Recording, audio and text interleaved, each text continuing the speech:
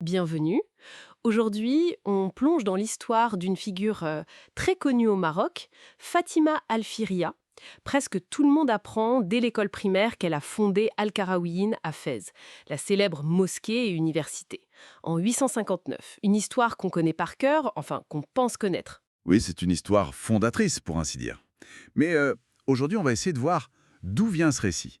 On va le confronter un peu aux sources historiques et surtout aux découvertes archéologiques assez récentes. Parce que ces découvertes, elles jettent un doute sérieux sur cette version traditionnelle. Ça nous force à revoir un peu ce qu'on croyait savoir. D'accord, alors allons-y. Le récit classique, pour le rappeler, Fatima, qui viendrait de Kairouan, arrive à Fès.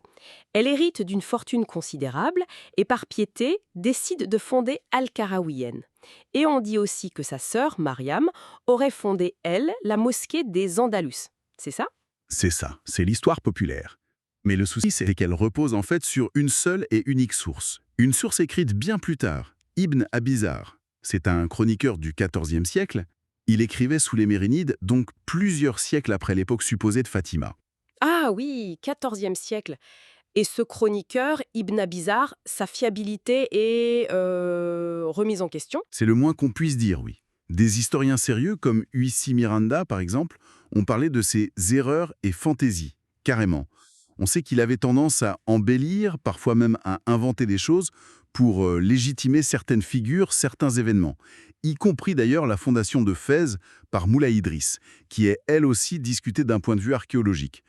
Le vrai problème, c'est que tout ce qu'on sait de Fatima vient de lui, uniquement. D'accord. Qu'est-ce qui cloche spécifiquement dans son récit sur Fatima alors? Il y a plusieurs choses qui font tiquer, si vous voulez. D'abord, la généalogie qu'il lui donne. Fatima bint Mohamed ibn Abdallah. Ça ne vous rappelle rien? Ah, c'est la même qu'à Fatima Zahra, la fille du prophète Mohammed. Ah oui, effectivement. Une coïncidence un peu trop belle, non? Surtout venant d'un auteur qui, on le sait, utilisait parfois des traditions inventées, des hadiths apocryphes. Troublant, oui. Et quoi d'autre? Ensuite, les contradictions sur sa fortune. D'où vient-elle vraiment? Héritage du père, du mari, de sa sœur peut-être? Ibn Abizar lui-même n'est pas très clair là-dessus. Il donne différentes versions. Et puis, il y a le contexte.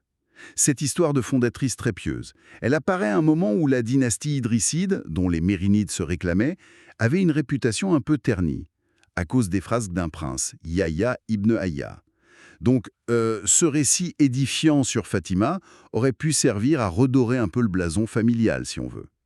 Une sorte de storytelling politique, avant l'heure. C'est une lecture possible, oui.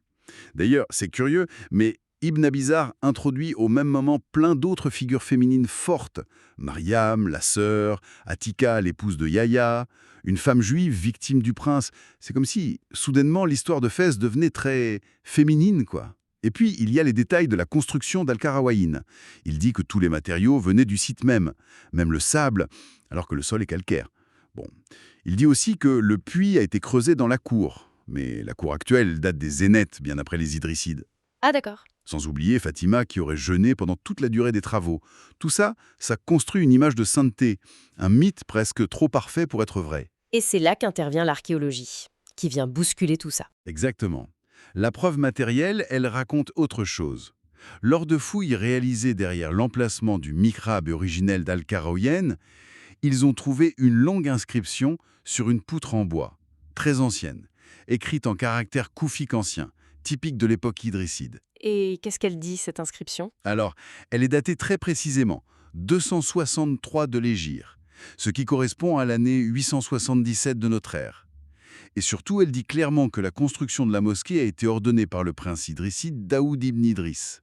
Attendez, 877, pas 859, comme on le dit toujours. Non, 877. Et commandée par un prince, Daoud ibn Idriss, et pas fondée par Fatima al-Fikhriya. C'est exactement ça. Mais alors c'est une remise en question complète du récit? Complète. Une preuve archéologique, matérielle, datée, qui contredit directement le récit d'Ibn Abizar. Sur la date et sur le fondateur, ou la fondatrice en l'occurrence. D'accord. Mais alors, quid de l'université Al-Qarawiyyin?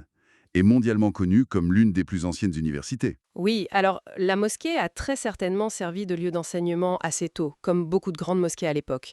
Elle est devenue un centre de savoir important, c'est indéniable. Mais l'idée d'une université, au sens structuré, avec des médersas, des collèges spécialisés autour, ça s'est développé plus tard. C'est surtout sous les Mérinides, justement, au XIVe siècle, qu'on voit apparaître ces médersas autour de la mosquée. Ils les ont construites, en partie pour former leurs propres élites administratives et religieuses. C'est fou comme l'histoire de Fatima Al-Fitiria reste ancrée, malgré tout ça. Pourquoi elle persiste autant, à votre avis? Ah ben, c'est la force de la tradition, hein. Le livre d'Ibn Abizar, le Rôd el-Kirtas, a eu un succès fou. Il a été copié, recopié, diffusé partout. Son récit sur Fatima, il est simple, il est beau, il est édifiant. Il s'est intégré dans l'enseignement, dans l'imaginaire collectif marocain, c'est devenu un symbole national fort. C'est une belle histoire tout simplement.